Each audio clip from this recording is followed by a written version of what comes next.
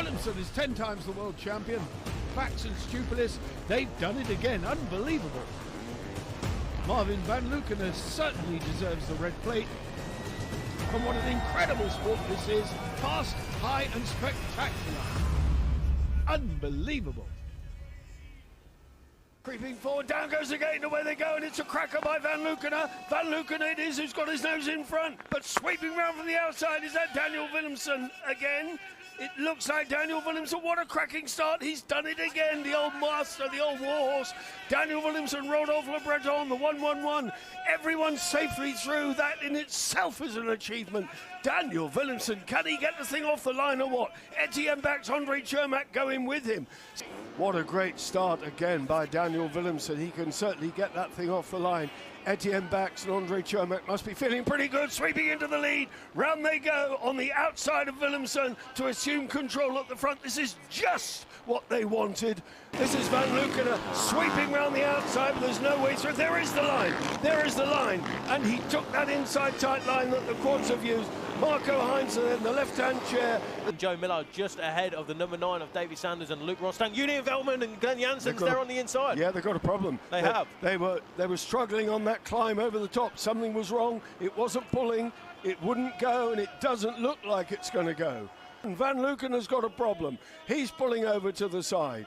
Oh, what catastrophe. Veltman out, Van Lukener out. I don't believe it. That is incredible. Not running at the front, but there is a Czech passenger in the lead. That's it, bonding. Oh, what happened? Koen Hermans and Nicolas Mousset. That was very, very close to all going wrong. They managed to just keep it on the track. This then, race leader Etienne Bax, Andre Chermak in the red with the yellow blaze on their helmet, having rocketed through in the early stages to assume control at the front, and now alongside goes Koen Hermans to take the lead. Through goes Koen Hermans to take the lead then. So the young Dutchman assumes control at the front with 1 minute 20 left before the 2-lap board comes out. Down they come. And up over there to the checkered flag. Race 1 winners here. Koen Hermans, Nicolas Mousset. Brilliant result. Second place for Etienne Bax and Andre Chermak. That was damage limitation, and they made it work. Good boys. That's all you needed to do. 22 points. Well, final step on the podium is theirs. Just down and over the jump. And they've got it. Gert van Verven, Ben van der Bogart. Third place for them. Well, magnificent stuff that was, and that's where they finish at the end of race 1. 25 points go to Koen Hermans. Etienne Bax there, he'll be happy with 22 because he came here on a maximum. Gert van Verven.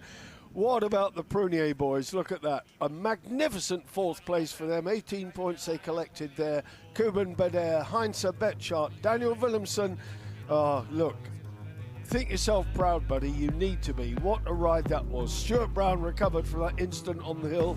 Tim Lefring, Kurt Varick. Did Brett Wilkinson find his way through? I wonder. Well, we can have a look now there, Barry. It's Darren Foden and Nathan Cooper who finished 11th. Good stuff there for the number 92 crew. Julian Veltman and Glenn Jansen are there in 12th. Just 9 points to their name at the present moment. Kinch, Royman, Stefan Byers, Tom van der Lagerman. There is Brett Wilkinson, Joe Millard in 17th place. Petter Mulders and Lucas Czerny, Bastien Chopin on their solitary point in 20th. Brilliant stuff, and the weather's held up here. The crowd have absolutely loved it. We've been regally entertained by quads. Of course, Sidecar Race 2 coming up. That's what we're here for now. It's the tail end of the day. Of course, lots to come up in terms of the presentation. My name is Barry Nutley. Bradley Hicks has been doing a sterling job alongside me, managing the quads and also doing all the post-race interviews. You know, I'm far too old and ugly to be down there with the camera, where he's down there with all the young men chatting away and having a whale of a time, aren't you? Yeah, it certainly seems to be going okay so far. Not quite as good as Jeva Kuzma, who is up there in Norway listening in, I'm sure. Jeva, we can't wait to see you back later this year, I hope. But in the meantime, we're thinking of you always. That's for sure. There, the Bax T-shirt. Oh, beautiful. Lovely to see the children. The merchandising stalls here have been doing brisk business. The food stalls have been doing brisk business. And the bars, well, that speaks for itself, doesn't it? Czech beer is the finest in the world. If you want to have a good beer, then this is the place to come. Marvin van Lukener.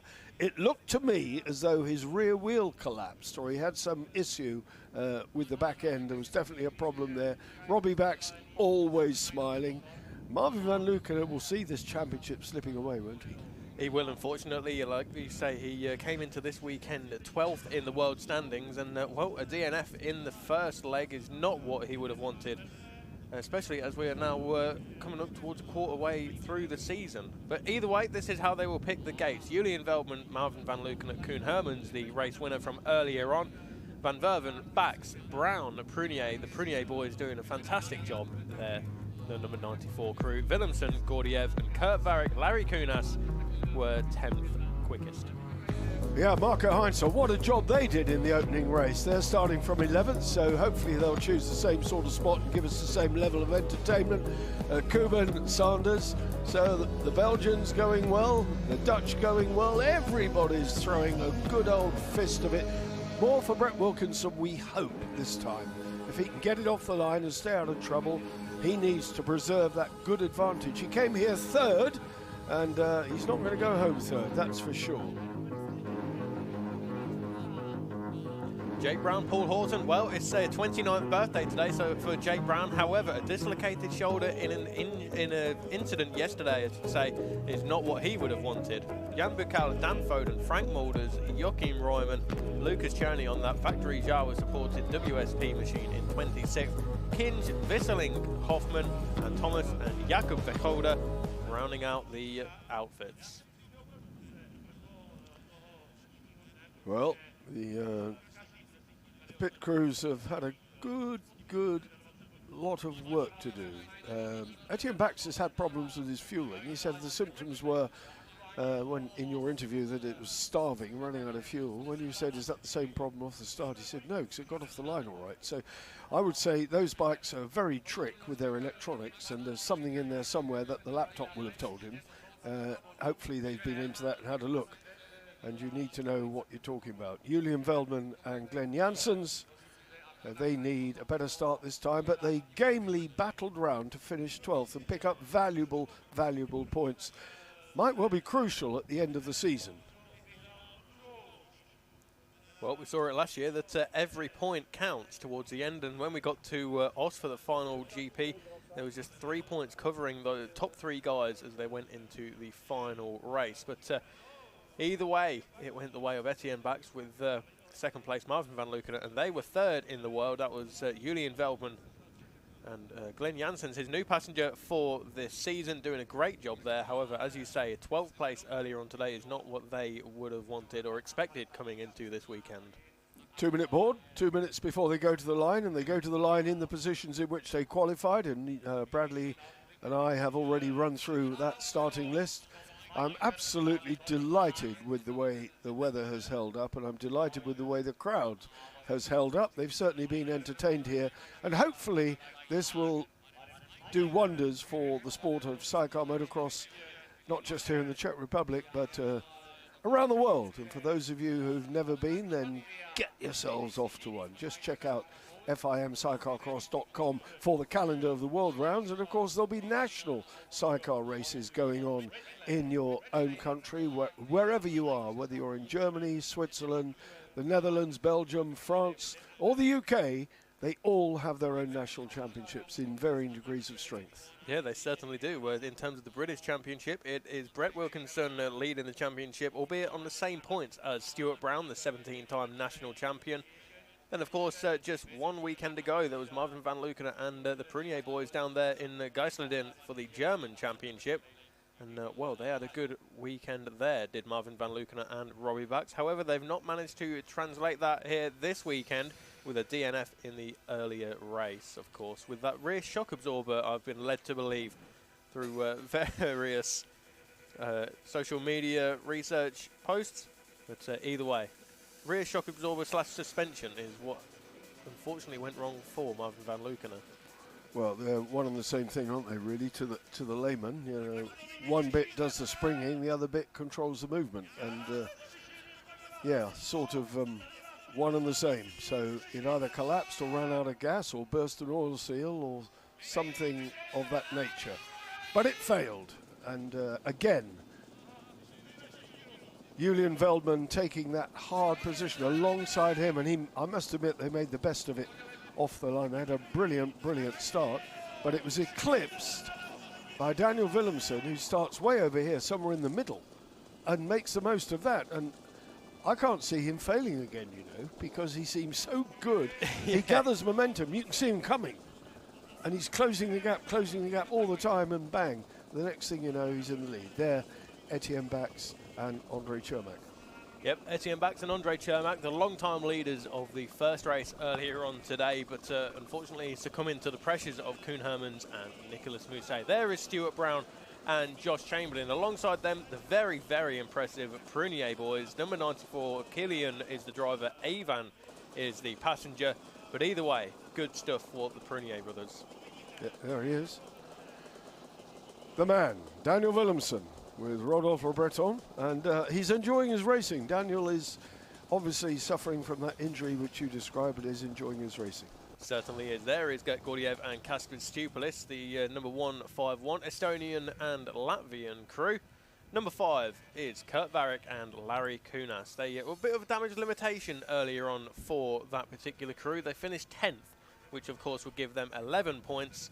And, well, they've opened up the advantage they have over Brett Wilkinson and Joe Millard in terms of world standings.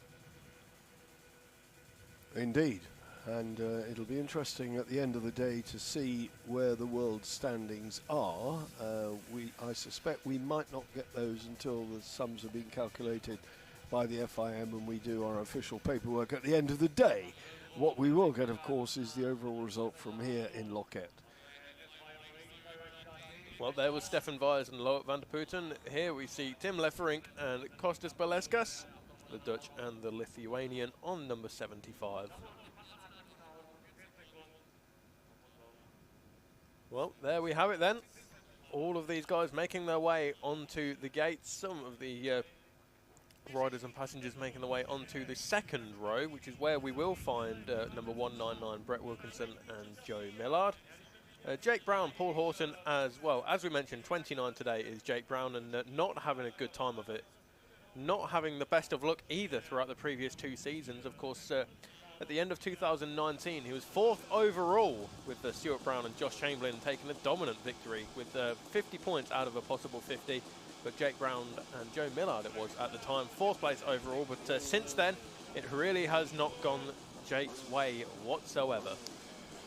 No, unlucky, and of course that incident which dislocated his shoulder sort of, oh dear. That must be painful. So how you can limp round and do 30 minutes, I have no idea. But Brett Wilkinson, what can he do this time? Where is he? Let's have a look. Lining up slightly, yeah, he is. Just behind but Marvin van Lukenen and Robbie Bax. Yeah, hoping to follow through, of course, and there is Marvin van Lukenen alongside Julian Veldman. Koen Hermans alongside him. Then it's Gert van Verven. So quality in the extreme on the right-hand side as we look at it, on the left-hand side as they sit facing it. The WSC stickers have held up remarkably well over the gates. Eyes down.